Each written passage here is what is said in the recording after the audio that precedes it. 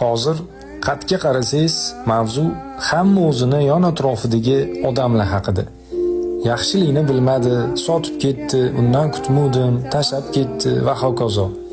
Bilasizmi nega insonda odam zotiga nisbatan muhabbat ham, nafrat ham juda tez hosil bo'ladi?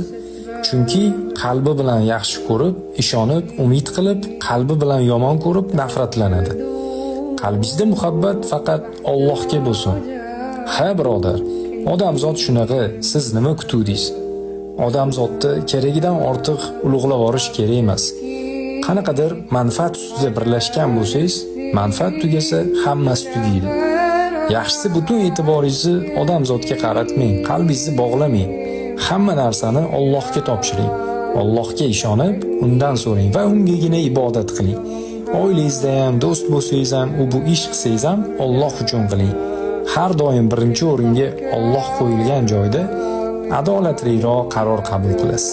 Va oxiri nima bo'lsa ham Alloh shuni menga ravo ko'ribdi, men uchun xayrlisi shu deb bilasiz.